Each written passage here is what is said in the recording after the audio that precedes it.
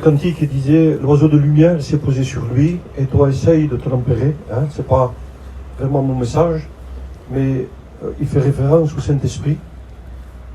Lorsque Jésus était dans le Jourdain et qu'il a été se faire baptiser par Jean le Baptiste, la Bible dit qu'après avoir été baptisé, alors il est vrai que le baptême ne sauve pas, parce que Romain dit que le baptême n'est qu'une préfiguration, un exemple, mais c'est un exemple à suivre, parce que Jésus, lui, a été lui-même baptisé.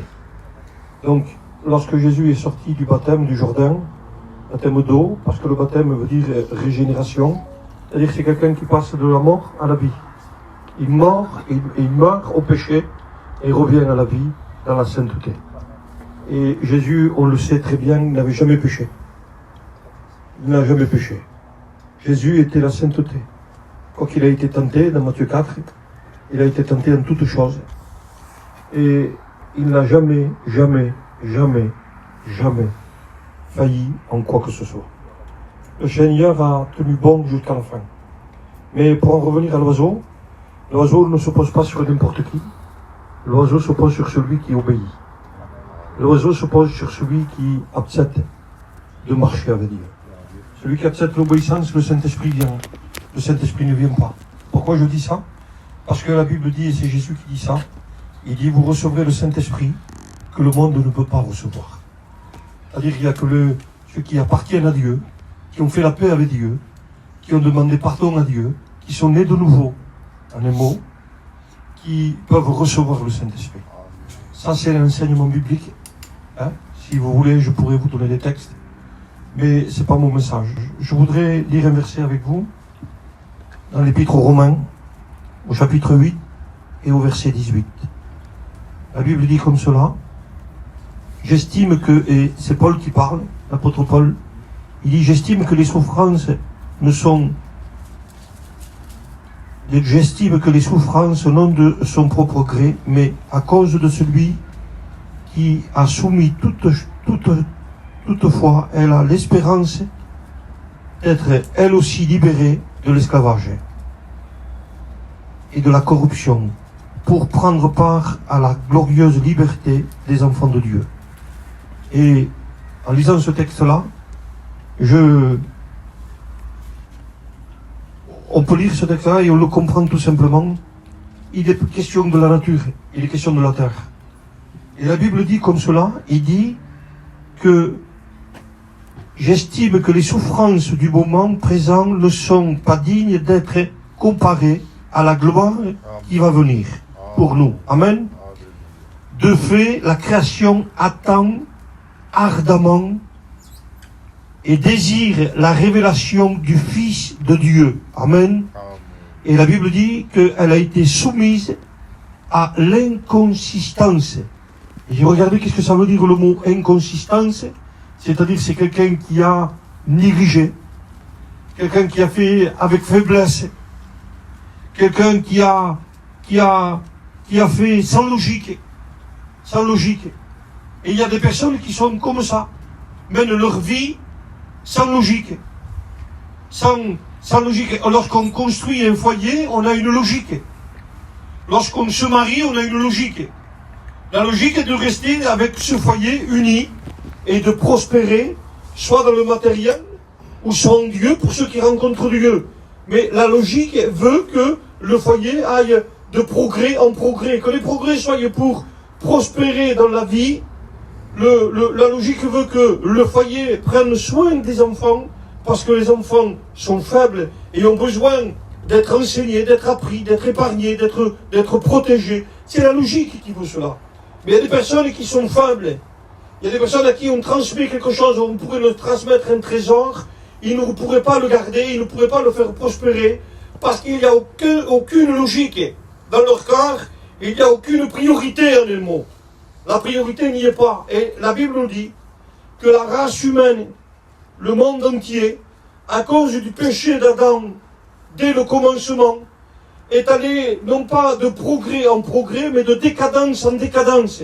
Et quand on lit la parole de Dieu, on s'aperçoit qu'aujourd'hui, on en paye les conséquences. Les conséquences aujourd'hui, au niveau, on écoute les informations, au niveau politique, ils disent que il y a ce qu'on appelle l'effet, vous savez, de réchauffement climatique, où c'est que tout va mal, et on s'aperçoit, tout à l'heure je regardais aux informations, un endroit, il y avait quelqu'un qui était interviewé et qui disait, on est passé de 28 degrés, et de ce coup on voit de la neige. Je ne sais pas si vous l'avez vu. Hein? J'ai trouvé ça bizarre, mais on aurait dit quelqu'un qu'on avait pris d'un endroit et qu'on l'a mis dans un autre endroit. Et pourtant, il est toujours dans le même endroit. Il y a une décadence. Pourquoi? Parce que l'homme a tout fait avec négligence, sans donner de la valeur à ce que Dieu a créé, à ce que Dieu a donné, à ce que Dieu a voulu faire. Quand on lit dans la Bible, dans la parole de Dieu, au livre du commencement, dans le livre de la Genèse, au chapitre 1, et l'homme n'y prend pas garde, l'homme n'y fait pas attention. Au chapitre 1, il est écrit comme cela, au commencement.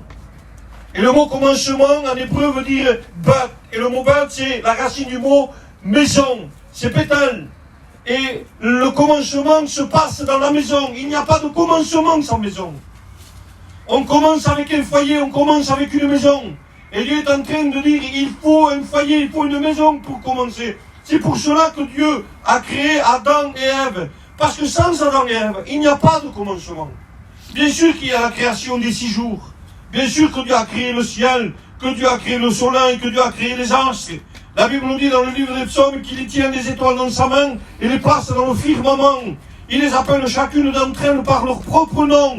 Dieu est grand, Dieu est puissant, Dieu est capable de tout cela. Mais Dieu a fait tout cela pour l'homme et pour la femme, pour un foyer. Il n'a pas fait ça tout simplement comme cela. Non, il sait très bien que l'homme a besoin de la chaleur du soleil. Il sait très bien que l'homme a besoin des astres. Il y a un système où c'est que, un jour, on a posé cette question à un grand savant, c'est, je ne sais pas trop bien le dire, Einstein, et on lui a dit, est-ce que vous croyez que Dieu existe?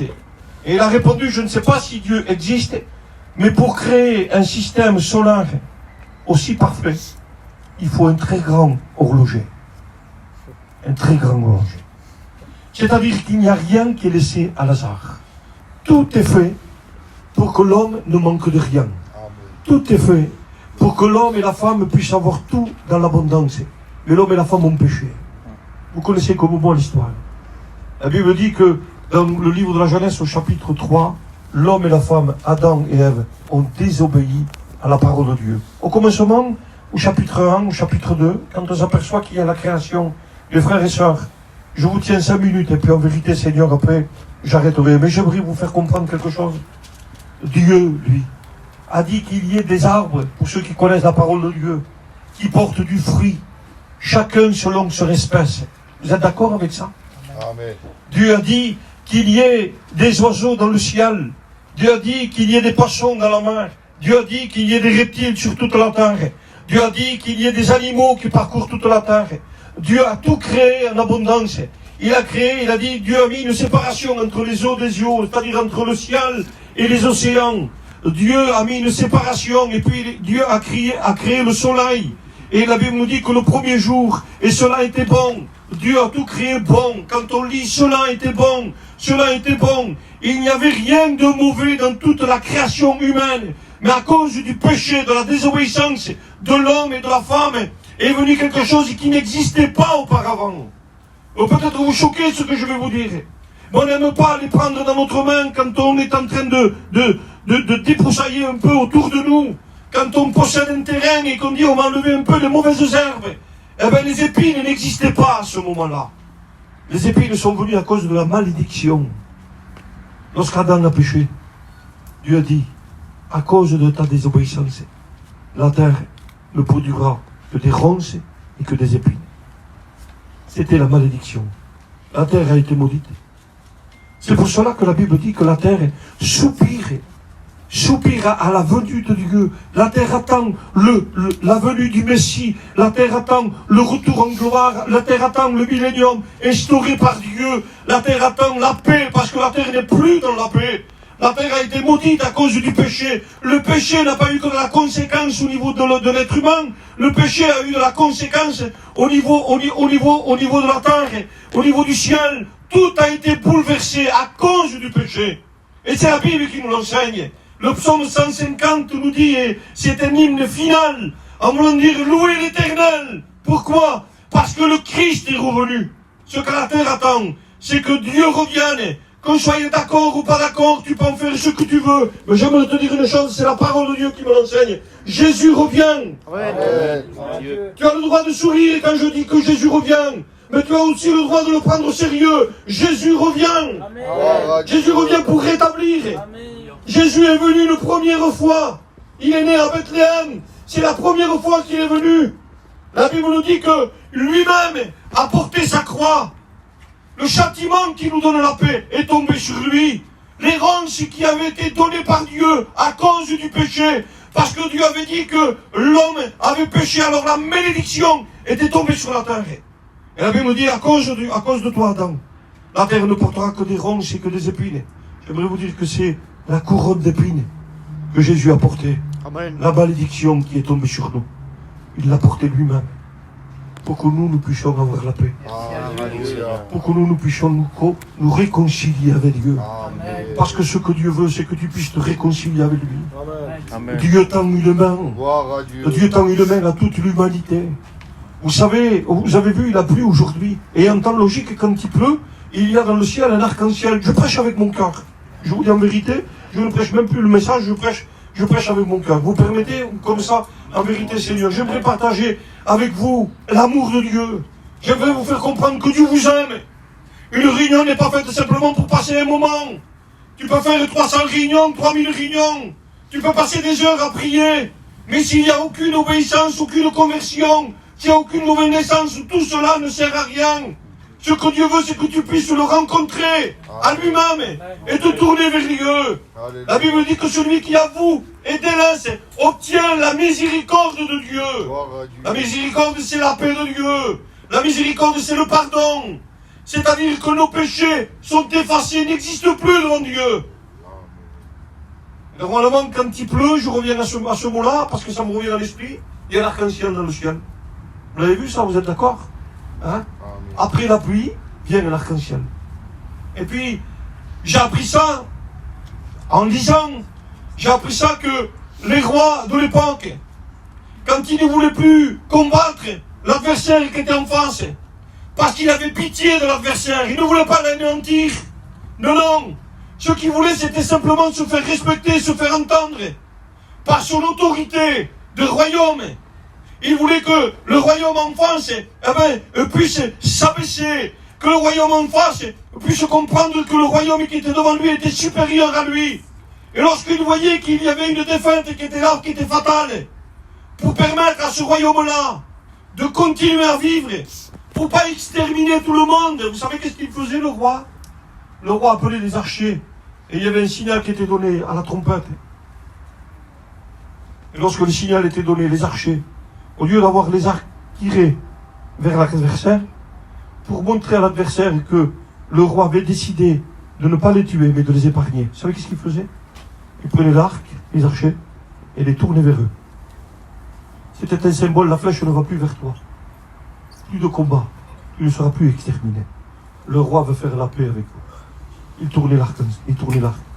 Vous avez remarqué de quel côté l'arc-en-ciel est tourné? Il part de la terre, et il est tourné vers le ciel. C'est un symbole d'alliance où Dieu veut faire la paix avec tous les hommes. Amen. Dieu veut faire la paix avec toi. Dieu veut t'épargner. Dieu ne veut pas nous détruire. C'est pour cela que dans le livre de la Genèse, au chapitre 6, il dira, je ne détruirai plus l'homme par les flots. Je ne le ferai plus. Mais vous verrez un arc-en-ciel. Et lorsque vous le verrez, vous vous souviendrez. Vous vous souviendrez de l'alliance que moi j'ai fait avec vous. Parce que Dieu veut faire une alliance avec tous les hommes. Dieu a fait une alliance avec Adam.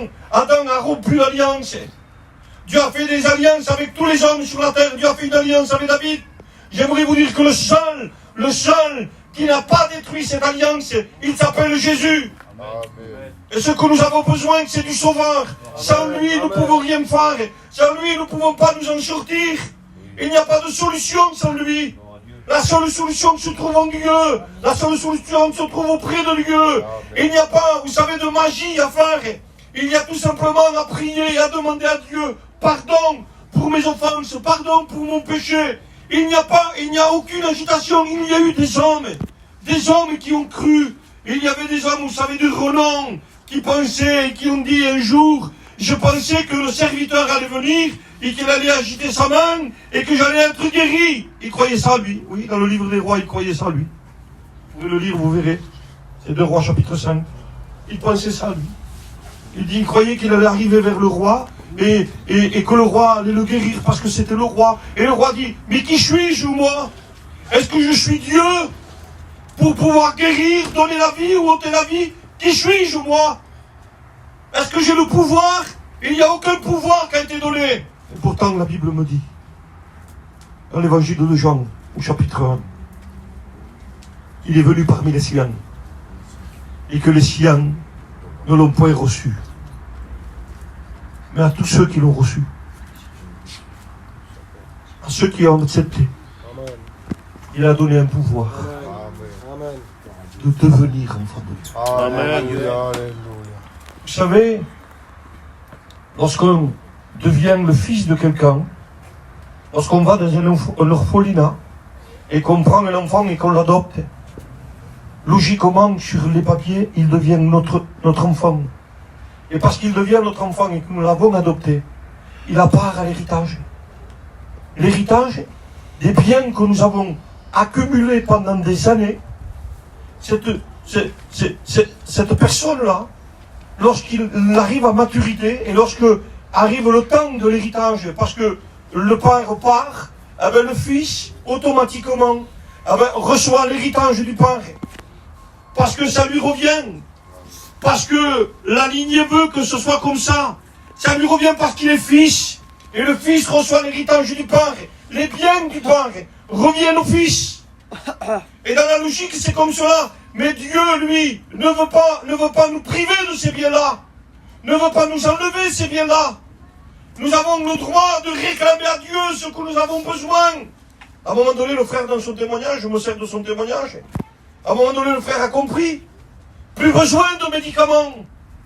Plus besoin de médecine. Plus besoin de prendre des cachets pour dormir ou pour se calmer. Plus besoin de tout cela. Pourquoi? Parce qu'il avait rencontré ce qu'il avait besoin en réalité. Dieu était venu dans son corps. Et quand Dieu vient, ah ben j'aimerais vous dire que lui, il est capable de tout changer. Un seul mot de Dieu, un seul mot de Dieu. Pour ça qu'un lépreux a dit cette parole-là. Il a dit un seul mot de toi. Et tu peux me rendre pur. Amen. Un seul mot de toi. Vous le croyez qu'un seul mot de Dieu, un seul mot de Dieu peut tout changer? Amen. L'homme se trompe. L'homme se croit que Dieu est un Dieu qui est invisible. Et parce qu'il est invisible, alors on ne le voit pas, mais il n'existe pas. J'aimerais te dire que Dieu est présent. Dieu existe. Dieu est près de toi. Dieu voudrait te tendre la main. Dieu voudrait que tu comprennes ce soir que la réunion est importante, que tu ne passes pas à côté de la réunion. Tu n'es pas venu assister à une réunion pour passer un moment, non. Tu viens à la réunion parce que Dieu t'a attiré. Même si dans ton esprit, dans ta logique à toi, tu dis je suis venu pour faire plaisir parce qu'on m'a appelé, ou je suis venu pour passer un moment. Mais la Bible dit, c'est Jésus qui dit ça. Il dit ce n'est pas vous qui êtes venus à moi. Il dit mais c'est mon Père qui vous a attiré. C'est Dieu qui vous attire. Parce que sans Jésus, on ne peut pas s'en sortir. Alors le Père nous amène au Fils. Parce que nous avons besoin du Fils. Nous avons besoin de la croix. Sans la croix, il n'y a pas de salut. La prédication de la croix est une folie pour celui qui périt, mais elle est une puissance de Dieu. Elle est puissante, la croix. Je voudrais te dire que la puissance de la croix, elle est tellement puissante que lorsque Jésus était mort sur la croix, la Bible, excusez-moi de l'expression, vous pourrez le lire, c'est dans l'évangile de Luc qui dit cela. Il dit comme cela, il dit que les sépulcres se sont ouverts des saints et ceux qui étaient morts sont revenus à la vie. Pourquoi? La puissance de la croix est capable de donner la vie à quiconque est mort, afin de le ressusciter. Alors ce soir, bien sûr que je suis en train de parler au sens spirituel. Je suis en train de vous dire, il vous manque quelque chose dans votre corps. Je ne sais pas de quoi vous avez besoin. Je ne sais pas quel est le trouble qu'il se passe dans ton foyer. Je ne sais pas la difficulté que tu rencontres. Je ne sais pas l'expérience que tu as fait ou pas fait avec Dieu. Mais j'aimerais te donner un conseil ce soir, si je peux. C'est de faire confiance à Dieu. De laisser Dieu agir dans ta vie. Parce que tu as besoin de Dieu. Oui, Nous avons tous besoin de Dieu. oui, c'est vrai, Père. Un jour, une petite fille, je vous raconte cette histoire, vite fait, a dit à son père, papa, comment Dieu est grand? Et le père a dit, tu vois l'avion qui est là? L'avion qui est dans le ciel? Voilà la grandeur de Dieu. Et puis elle est déçue, elle a dit tout simplement, Dieu n'est pas tellement grand. Alors le père lui a dit, viens, je vais t'amener. Il l'a pris par la main et l'a amené à l'aéroport.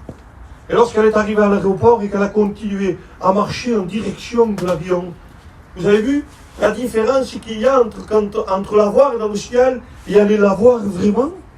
C'est quelque chose d'incroyable. Moi, j'ai pris l'avion quelques fois, je vous dis la vérité, je me dis c'est incroyable. J'ai peur. J'ai peur de prendre l'avion. Et là, qu'ils n'ont pas peur, moi j'ai peur. Je me dis, c'est pas logique que quelque chose comme ça, qui fait des tonnes, puisse voler. C'est quelque chose d'incroyable. Mais vous ne croyez pas qu'il y a plus grand avec Dieu? Amen. Vous ne pensez pas qu'il y a plus grand avec Dieu? Oui, Seigneur. Vous ne pensez pas qu'il y a des choses qui sont plus incroyables avec Dieu? Et il y a bien plus que cela. Bien plus que ce que tu pourrais imaginer. Bien plus que ce que tu pourrais penser. Je ne sais pas à quoi tu penses maintenant sur ta chaise. Mais j'aimerais te dire une chose. Il y a plus grand que ce que tu pourrais penser. Dieu peut faire bien plus grand avec toi. Amen. Toi qui ne comprends pas, toi qui ne sais pas, Dieu peut faire de toi un serviteur. Gloire à Dieu. Vous savez pourquoi je dis ça? Je suis passé par là. Je ne comprenais pas. Je ne savais pas. Jamais de ma vie, il y a 25 ans en arrière, vous m'aurez dit, tu serais un serviteur de Dieu. Je ne l'aurais jamais pensé. Jamais de ma vie. Je faisais ma vie comme tout le monde. Et je pensais que c'était ça la vie. Mais quand Jésus est venu, quand c'est lui qui est venu, quand c'est lui qui vient, quand c'est lui qui s'approche, parce que croyez-moi, il s'approche. Quand on a besoin, Dieu s'approche. Amen. Évangile de Marc, la Bible nous dit que la belle-mère de Pierre a eu de la fièvre, chapitre 2. Et là, Pierre est allé chercher Jésus à la synagogue. Oh, pour ceux qui y ont été en Israël, la maison de Pierre est là. La synagogue, elle est à l'autre camping là-bas. C'est pas loin, hein. Elle est à côté. Elle était à côté, la maison. Elle est à côté. J'aimerais te dire que Jésus est à côté. Amen. Jésus est tout près de toi.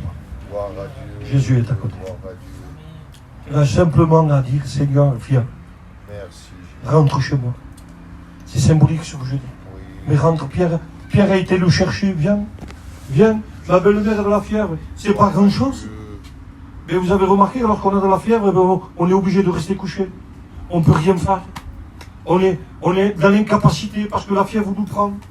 Parce que la fièvre, des fois, excusez-moi de l'expression, nous fait délirer. Et le péché nous fait délirer. On part dans des idées des fois. On croit qu'on va faire ceci, on croit qu'on va faire cela. Et puis on s'aperçoit que c'est un château de cartes en réalité. C'est qu'à recommencer. Ce qu'on pensait qu'on allait avoir, eh bien on s'aperçoit qu'on ne l'a pas eu. Ce qu'on pensait qu'on aurait pu faire, eh bien on s'aperçoit qu'on ne l'a pas fait. Et si on l'a eu, et si on l'a fait, eh bien on s'aperçoit que ça n'a rien changé à notre vie. On est toujours des pauvres gitans. Excusez-moi de l'expression. On est des gitans, on ne changera pas. Peu importe l'ethnie qu'on soit, on est toujours des gitans. Avec un compte en banque plus riche ou plus pauvre, mais on reste quand même un gitan. Et du mot que vous êtes un gitan, eh bien ça ne change rien aux yeux des gens. Vous êtes que des gitans. Mais j'aimerais vous dire qu'aux yeux de Dieu, celui qui dit Seigneur, je te donne mon cœur, devient fils de Dieu. Amen. Devient fils de Dieu. Que Dieu ne regarde pas ce que tu es, Dieu regarde aux besoins. Dieu veut bénir ton foyer. Amen. Amen. Dieu veut bénir ta vie. Amen. Dieu veut te tendre la main. Gloire à Dieu. Elle est importante la réunion que je vous dis la vérité. Je dis ça, Seigneur, pas pour faire beau, mais je ressens la présence du Seigneur. Alléluia. J'aimerais te dire que Dieu, ce soir, voudrait bénir ton foyer. Amen. Voudrait bénir ta vie. Les Juifs ne comprennent pas. Je vous promets, parlez à un Juif et demandez-lui pourquoi. Moi, je me suis posé la question, pourquoi la Bible ne commence pas par Dieu, au commencement, créa la terre et les cieux? Parce que le premier, c'est Dieu. C'est lui le premier. Il le dit dans le livre de l'Apocalypse, il dit « Je suis l'alpha et l'oméga, le commencement et la fin. » Il est le premier. Et comment ça se fait que lui qui est le premier ne paraît pas en premier, dans le premier livre de la parole de Dieu, dans le livre de la Genèse, c'est pas lui qui paraît. Pourquoi lui il paraît en deuxième partie? Pourquoi c'est pas lui en premier? J'aimerais vous dire pourquoi. Parce que Dieu est trop saint. Et on ne peut pas s'approcher de lui. Mais comme je vous disais tout à l'heure au début, le mot commencement veut dire Bethel. Et le mot Bethel, c'est la même racine que le mot Bereshit. Et le mot Bereshit, c'est le Messie. On ne peut pas commencer sans Jésus. Il faut Jésus au commencement. Amen. Si tu ne commences pas avec Jésus, tu ne pourras pas commencer. Tu as besoin de Jésus dans ta maison. Pour bien commencer, il faut Jésus. C'est Jésus qui bâtit. C'est lui qui donne. Sans lui, on ne peut pas s'en sortir. Sans lui, on ne peut pas y arriver. Il y a des personnes qui ont cru, il y a des personnes qui ont pensé, il y a des personnes qui ont dit, moi j'ai fait. Les disciples un jour ont dit au Seigneur, Seigneur, nous avons guéri des malades en ton nom. C'est pas n'importe quoi. Nous avons chassé des démons en ton nom. C'est pas n'importe quoi. Alors il y avait comme une fierté dans leur cœur. C'est normal, c'est des hommes. Excusez-moi, mais on est fiers. On va à Carrefour, on achète un jouet à notre enfant, on voit l'enfant qui est content. Eh bien le papa, excusez-moi, il est rempli d'orgueil. Il est fier. C'est lui qui l'a acheté. Pourtant c'est pour ton fils. On est tous pareils. On est tous dans la même logique d'esprit. Il y a une fierté qui vient. Parce que la nature de l'homme est comme cela. La Bible dit, ne vous fiez pas à ce que vous ressentez ou à ce que vous voyez. Non, il ne faut pas se fier aux sentiments. On peut être émotif avec un film. On peut regarder un film avec où c'est qu'il y a un passage qui est triste et se mettre à pleurer. Alors on dit qu'on a un cœur sensible. On est émotif. Mais c'est pas parce qu'on est émotif qu'on est des enfants de Dieu. C'est pas parce qu'on pleure qu'on est des enfants de Dieu.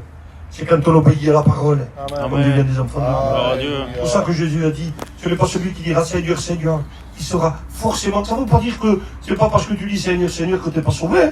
Pas du tout. Il dit, ce n'est pas forcément celui. Ça veut dire que ce n'est pas obligatoire. Il n'y a aucune obligation là-dedans. C'est pas parce qu'on entend quelqu'un dire Seigneur, Seigneur toute la journée que ça fait de lui quelqu'un de sauvé. C'est pas parce que moi je vous prêche ce soir que ça fait quelqu'un de moi de sauvé. Ça n'a rien à voir, ça. C'est parce que celui qui vit la vie de Dieu, pour ça que le Seigneur dit ça, c'est pas celui qui dira Seigneur, Seigneur qui sera forcément sauvé, mais c'est celui qui obéit à la parole. Alléluia. Qui obéit au commandement. Et ce que tu as besoin, c'est d'obéir à la parole. Et la parole t'invite à toi ce soir à te tourner vers Dieu. Amen. À te tourner vers Dieu. Je termine avec cette histoire. Un homme âgé, un homme d'un âge, un docteur de la loi, un enseignant aux écoles publiques. Il s'appelle Nicodème. Il vient voir Jésus de nuit, comme là, pareil, un rayon. Il vient voir Jésus. Et lorsqu'il vient voir Jésus, il lui dit, bon maître, nous savons qui tu es. Nous savons que tu es un envoyé de Dieu. Il y a de la reconnaissance dans ce qu'il est en train de dire. Il y a de la vérité dans ce qu'il est en train de dire. Il vient avec une vérité. Il dit, nous savons qui tu es un envoyé de Dieu. Si Dieu ne serait pas avec toi, tu ne pourrais pas faire tout ce que tu fais. Tous ces miracles-là, tu ne pourrais pas les faire. Pourquoi il dit ça? Parce que même lui, en étant rabbin, même lui, en étant enseignant au peuple d'Israël, même lui, étant Nicodème, tout Nicodème qu'il est, tout enseignant qu'il est, tout docteur de la loi qu'il est, il n'a jamais fait aucun miracle. Il n'a jamais ressuscité aucun mort. Il n'a jamais guéri aucun malade. Il ne s'est jamais rien passé. Il fallait qu'il y ait l'action de Dieu pour que Dieu bénisse. Et il voit l'action de Dieu au travers de Jésus. C'est pour ça qu'il l'appelle bon maître. Il vient avec un désir. C'est d'être enseigné par Jésus. C'est de comprendre. C'est bon quand on veut comprendre, croyez-moi. Le désir de mon cœur, c'est que vous cherchiez à comprendre ce soir. Amen. Pourquoi la réunion? Pourquoi ils viennent ici? Pourquoi ils viennent prêcher l'évangile? On ne vient pas ici pour faire beau, croyez-moi. On ne vient pas ici pour passer un moment. On ne vient... Non, il y a tellement de choses à faire. Il y a tellement d'occupations à faire. Mais la priorité aujourd'hui que Jésus a mis dans nos cœurs, c'est de vous prêcher l'évangile. Amen. C'est de partager avec vous que Dieu vous aime. Qu'il y a une autre façon de vivre. Que vous pouvez vivre heureux et pas malheureux. Que vous pouvez quitter la terre avec l'assurance du salut. Sans vous poser des questions. Suis-je perdu? Où est la vie? Où est l'éternité? J'aimerais vous dire une chose. Un jour, David a dit cette parole à cause d'un péché qu'il a commis. Ça arrive de pécher. Ça arrive. Vous savez, j'aimerais vous dire une chose. Ce n'est pas parce qu'on est tenté qu'on a péché. Non. La tentation vient du diable. Mais la Bible dit dans le livre de la Genèse, toujours, au chapitre 4, et c'est un dialogue qu'il y a entre Dieu et Caïn. Il dit à Caïn, Caïn, le péché couche à ta porte. Comment ça? Oui, tous les jours, il est devant toi. Et que tu te lèves le matin, le péché est là. Ce qu'il veut, c'est que tu puisses, tout simplement, désobéir à la parole de Dieu. Mais la Bible dit ça, et c'est Dieu qui dit ça à Caïn. Et dis-toi, tu as le pouvoir de dominer sur lui. Amen. Tu as le pouvoir de dire non. Amen. Amen. Tu as le pouvoir de dire non au péché. Tu sais que tu as le pouvoir, même toi qui n'es pas chrétien, de dire non au péché. Quelque chose de mal, tu peux le refuser. Ça t'est arrivé certainement des fois. De refuser des choses. De dire, eh ben moi je ne ferai pas ça. Ou pourquoi tu as fait ça? C'est pas gentil ce que tu as fait. Tu trouves que c'est pas logique, c'est pas gentil. Il ne méritait pas ça. Alors tu trouves toi que c'est pas bien. Et si c'est toi, tu l'aurais pas fait. Et même ça te révolte dans ton cœur. Ah, mais j'aimerais te dire que ça, c'est la pensée de Dieu. Dieu, lui, haït le péché. Mais il met la pensée dans notre cœur. Parce que la Bible dit que Dieu a mis les arts de l'esprit dans notre cœur. Les arts de l'esprit. Vous savez c'est quoi les arts? Quand vous commandez quelque chose à côté là, une voiture. Vous commandez une voiture, là, monsieur, voici un acompte. La voiture, elle est pas à vous totalement encore. Mais pourtant, la voiture va être à vous. Parce que vous avez versé des arts. Vous avez versé un acompte. J'aimerais vous dire que dans votre cœur, Dieu a versé un acompte. Amen. Il a versé un acompte. La croix, c'est un acompte. Le reste, c'est le ciel. Dieu veut nous donner le reste. Amen. Dieu veut qu'on profite. T'as la voiture, je ne l'ai pas encore, je vais la recevoir. Mais regarde, le contrat il est là. J'ai le contrat signé. La date, elle est inscrite dessus. J'ai versé un acompte. Et quand j'irai la chercher, je lui donnerai le reste si je pourrais prendre la voiture. J'aimerais vous dire une chose. C'est ce que Jésus est en train de dire. Au Père, j'ai versé un acompte. Parce que Dieu a tant aimé qu'il a donné son Fils unique. Amen. Afin que quiconque croit ne périsse pas, mais qu'il ait la vie éternelle en Jésus-Christ. Dieu a payé, Dieu a versé un acompte. L'acompte a été versé. Et le Fils est en train de dire, Père, l'acompte a été versé. Tout ce que tu m'as donné, j'en ai perdu au camp. Ils sont tous là. Tous ceux qui m'acceptent, tous ceux qui valent. Ils pourront un jour venir. Je viendrai les chercher. C'est pour cela qu'il est écrit dans l'évangile de Jean au chapitre 14, et je termine. J'arrête de parler. C'est pour cela qu'il est écrit dans le livre de Jean au chapitre 14 que votre cœur ne se trouble pas. Quelqu'un de troublé, c'est quelqu'un qui est sans assurance. C'est quelqu'un de troublé, excusez-moi, mais il peut agir d'une façon incompréhensible parce que son cœur est troublé. Il n'y a aucune certitude. Et Jésus veut rassurer le cœur parce qu'il sait que c'est le cœur qui a besoin. Amen. Les sentiments, le siège des sentiments, c'est le cœur. La Bible dit que c'est dans l'abondance du cœur que la bouche parle. Amen. Et Dieu est en train de parler au cœur ce soir. Il dit que votre cœur ne se trouble pas, mais il met une assurance. Il ne s'arrête pas là. S'il s'arrêterait là, ça serait vain. Mais Dieu ne s'arrête pas là. Dieu met une assurance. Et Dieu veut que tu aies une assurance. Il est en train de te dire, comme il a dit aux disciples, que votre cœur ne se trouble pas, mais croyez. Croyez en Dieu. Amen. Et croyez en moi. Amen. Frère Jésus. C'est une assurance. Que Dieu soit Une béni. assurance. Il dit dans la maison de mon Père, il y a plusieurs demeures. Si ça ne serait pas, je vous le dirai. Je vous le dirai. Mais il dit, je veux que là où je suis, je veux que vous y soyez aussi. Amen. Il a payé. Il a versé les arts. Maintenant, ce qu'il veut, c'est venir récupérer pour ceux qu'il a payés. Vous voulez Amen. qu'on courbe nos fruits? Amen. Vous voulez qu'on prie le Seigneur? Que la gloire, Seigneur.